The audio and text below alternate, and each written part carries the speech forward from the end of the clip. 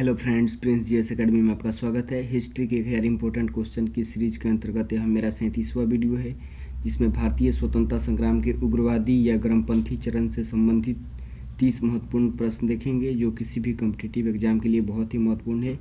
यदि वीडियो अच्छा लगे तो लाइक और शेयर करें, चैनल को सब्सक्राइब करें। चलिए वीडियो शुरू करते हैं। ये रहा पहला प्रश्न। लॉर्ड कर्जन के सबसे महत्वपूर्ण कार्य जिसने उग्र राष्ट्रीयता को जन्म दिया था, क्या था? तो इसका सही आंसर होगा ऑप्शन नंबर डी, बंगाल विभाजन। 1905 का बंगाल विभाजन। इसने 20 जुलाई 1905 को बंगाल विभाजन के निर्णय की घोषणा की थी। और इसके विरोध में 7 अगस्त 1905 से स्वदेशी आंदोलन को शुरुआत किया गया था। स्वदेशी आंदोलन की शुरुआत हुई थी कोलकाता के टाउन हॉल में, और इसी दिन रविन्द्रनाथ टैगोर के आह्वान पर राखी दिवस मनाया गया था। और स्वदेशी आंदोलन के अवसर पर ही रविन्द्रनाथ टैगोर ने अपना गीत अमार सोनार बंगला लिखा था। अमार सोनार बंगला, जो आगे चलकर बांग्लादेश का राष्ट्रीय गीत बना। और बंगाल विभाजन 16 अक्टूबर 1905 को प्रभावी हुआ था। बंगाल विभाजन 16 अक्टूबर 1905 को लागू हुआ था। चलिए देखते हैं दूसरा प्रश्न। भारत में उग्र राष्ट्रीयता के जन्मदाता तथा निर्भयता से राष्ट्र की वेदना को प्रकट करने वाले प्रथम भारतीय कौन थे? तो इसका सही आंसर हो जाएगा ऑप्शन नंबर सी, बाल गंगाधर तिलक। और बाल गंगाधर तिलक के बारे में कुछ इम्पोर्टेंट फैक्ट देखते हैं। इनका जन्म 23 जुलाई 1856 को महाराष्ट्र के रत्नगिरी में हुआ था। 23 जुलाई 1856 को महाराष्ट्र के रत्नगिरी में हुआ था। 1881 में इन्होंने साप्ताहिक पत्रिका मराठा, जो कि अंग्रेजी भाषा में था, तथा केसरी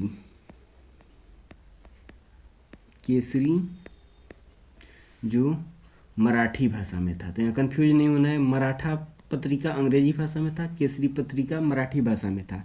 इन्होंने शुरू किया था। और 1893 में इन्होंने गणपति उत्सव मनाना शुरू किया। 1893 में गणपति उत्सव, और 1895 में शिवाजी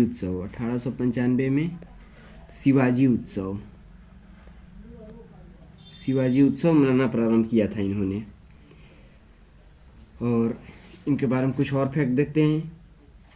1897 में राजद्रोह के आरोप में ये जेल गए थे। 1897 में राजद्रोह के आरोप में 18 महीने का जेल हुआ था इन्हें। फिर दोबारा इन्हें 1908 में राजद्रोह के आरोप में 6 वर्ष तक जेल में रहे थे। 6 वर्ष 1914 में छूटे थे। और इनको ये भी प्रश्न पूछता है कि इनको किस जेल में रखा गया था। तो इनको बर्मा के मॉडले जेल में रखा गया था। बर्मा के मॉडले जेल में रखा गया था।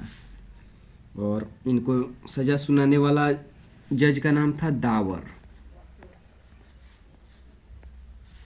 और वेलेंटाइन सिरोले ने इन्हें भारतीय अशांति का जनक कहा था। वेलेंटाइन सिरोले ने बाल गंगाधर तिलक को भारतीय अशांति का जनक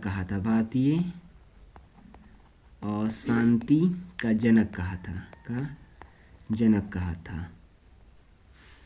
और इनका एक बहुत ही फेमस नारा है कि स्वराज मेरा जन्मसिद्ध अधिकार है और मैं इसे लेकर ही रहूँगा। तो बाल गंगाधर तिलक के बारे में जितने भी इम्पोर्टेंट फैक्ट जो एग्जाम में पूछे जाते हैं, सबको मैंने कवर करा दिया है। और मैं आपसे कहना चाहूँगा कि आप वीडियो को पॉज कीजिए और खुद से आंसर देने का प्रयास कीजिए, और कमेंट में बताइए कि 30 में से आपके कुल कितने प्रश्न सही होते हैं। देखते हैं तीसरा प्रश्न। गद्दार पार्टी के प्रमुख नेता निम्नलिखित में से कौन थे? तो तीसरे प्रश्न का सही आंसर हो जाएगा ऑप्शन नंबर बी, लाला हरदयाल। ये गद्दार पार्टी के एक प्रमुख नेता थे। 1 नवंबर 1913 को लाला हरदयाल के नेतृत्व में अनेक भारतीयों ने अमेरिका के सैन फ्रांसिस्को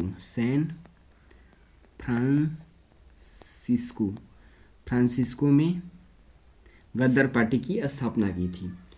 और सोहन सिंह भाखना इसके प्रथम अध्यक्ष थे। सोहन सिंह भाखना गद्दार पार्टी के प्रथम अध्यक्ष थे। चलिए देखते हैं चौथा प्रश्न। भारत निम्नलिखित में किसने गाड़ी पर यह मानकर बम फेंका कि उसमें मुजफ्फरपुर के न्यायाधीश जॉर्ज किंग्सफोर्ड बैठे थे?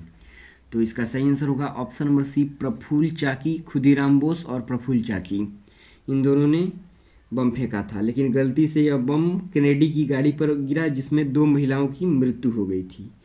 तो इसके डर से कि अब सजा दिया जाएगा तो प्रफुल्ल चाकी ने आत्महत्या कर ली थी। प्रफुल्ल चाकी ने आत्महत्या कर ली, जबकि खुदीराम बोस को 11 अगस्त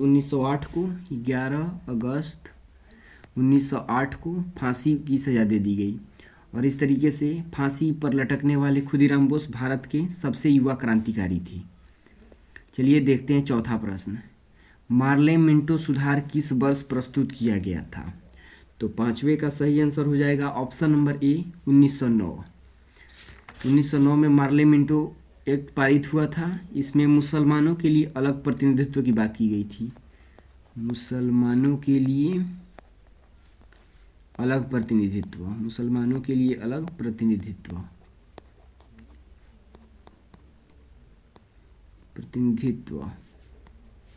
चलिए देखते हैं छठा प्रश्न। निम्नलिखित में कौन पहले एक क्रांतिकारी थे जो बाद में एक योगी और दार्शनिक बन गए? तो इसका सही आंसर होगा option number D, Aurobindo Ghosh. ये पहले एक क्रांतिकारी थे जो उग्रपंथी दल के नेता थे, बाद में जाकर एक क्रांतिकारी बन गए। और इनके द्वारा कुछ लिखी गई पुस्तकों के नाम है the life divine.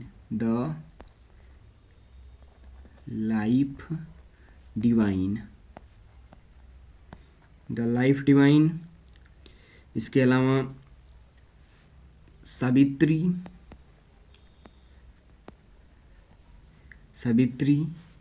Essays on Gita,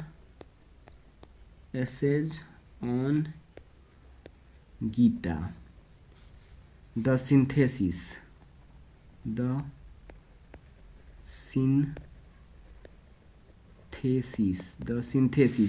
ये सब इनके द्वारा लिखी गई। द सिंथेसिस ऑफ योगा, ये सब इनके द्वारा लिखी गई पुस्तकें हैं। और इनके पत्रिकाएं थी वंदे मातरम और कर्मयोगी, ये सब इनके द्वारा लिखी गई पुस्तिकाएं थी। देखते हैं सातवां प्रश्न। वर्ष 1909 में मैडम भीकाजी रुस्तम कामा पेरिस में निम्नलिखित में से कौन सा समाचार पत्र प्रकाशित करती थी? तो इसका सातवें का सही आंसर होगा ऑप्शन नंबर डी, पैट्रियक। इनके बारे में एक और इम्पोर्टेंट फैक्ट है कि 22 अगस्त 1907 को इन्होंने जर्मनी के स्टुअर्ट में झंडा फहराई थी, जो विदेशी धरती पर पहली बार किसी ने झंडा फहराया था। और इन्होंने मैडम भिकाजी रुस्तम कामा ने दादा भाई नौरोजी के निजी सचिव के रूप में भी काम की थी। देखते हैं आठवां प्रश्न। बाल गंगाधर तिलक द्वारा शुरू की गई साप्ताहिक पत्रिका कौन सी थी? तो इसका सही आंसर हो जाएगा आठवें का ऑप्शन नंबर बी, केसरी। और यंग इंडिया इसको महात्मा गांधी ने शुरू किया था। अल हिलाल इसे अबुल कलाम आज़ाद ने शुरू किया था। और कामरेड को मौलाना अली जौहर ने शुरू किया था। कॉमरेड को मौलाना अली जौहर ने शुरू किया था। और अल हिलाल अबुल कलाम आज़ाद।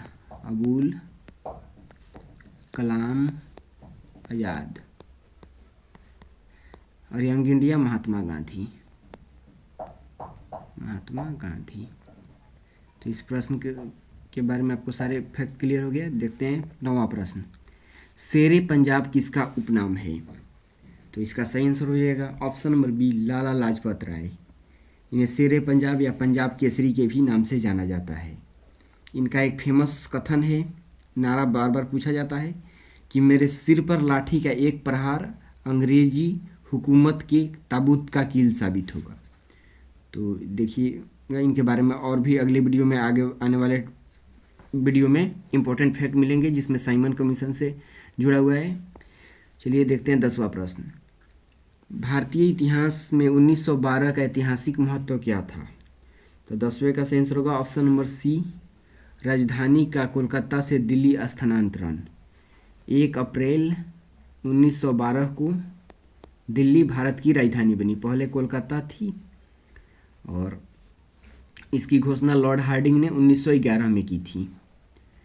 दिल्ली को राजधानी बनाने का निर्णय 1911 में लिया गया था। देखते हैं 11वां प्रश्न।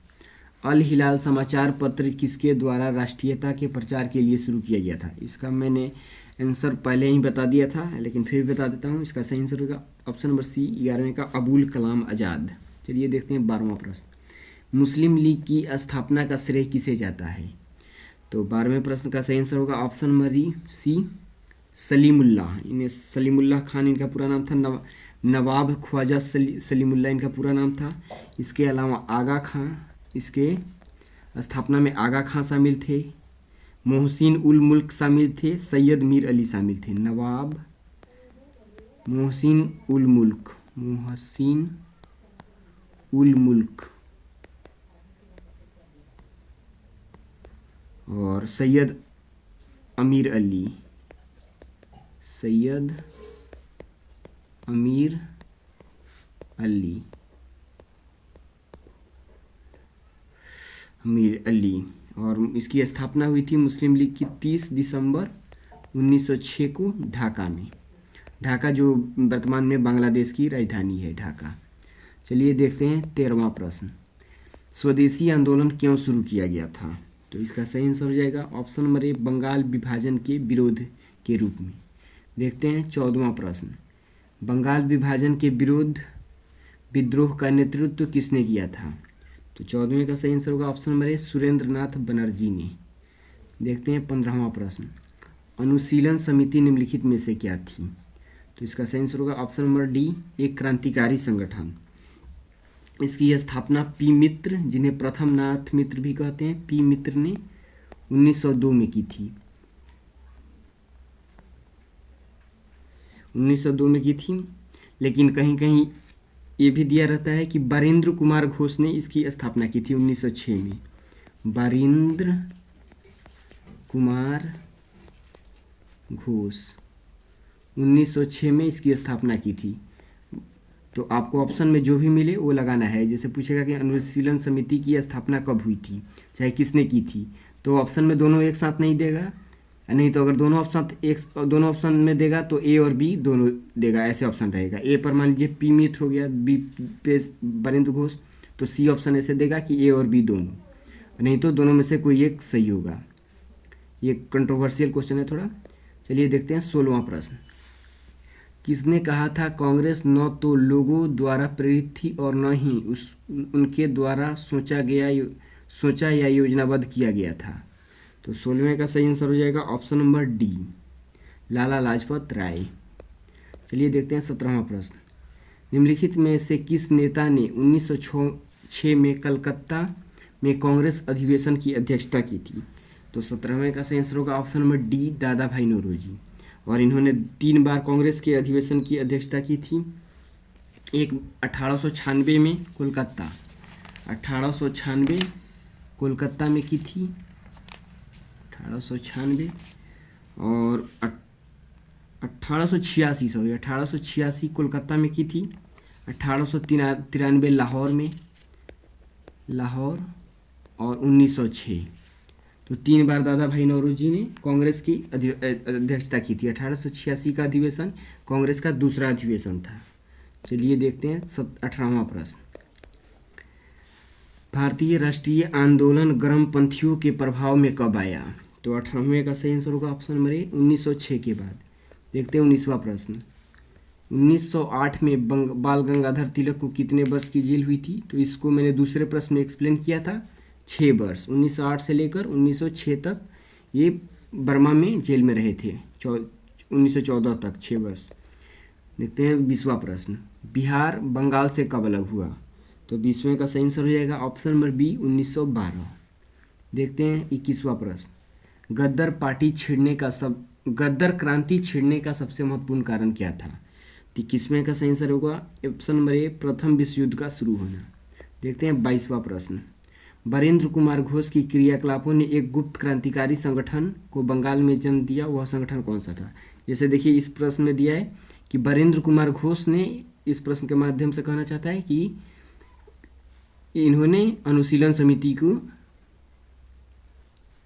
समिति की स्थापना की थी। बरेंद्र कुमार घोष के क्रियाकलापों ने गुप्त क्रांतिकारी संगठन को बंगाल में जन्म दिया, यह संगठन कौन सा था? तो इसका आंसर होगा अनुशीलन समिति। तो इस प्रश्न में यह कहना चाहता है कि बरेंद्र कुमार घोष ने अनुशीलन समिति की स्थापना की थी। और कहीं कहीं प्रथम नाथ मित्र भी देता है, पी मित्र ने भी देता है कि अनुशीलन समिति के क्या है, संस्थापक थे।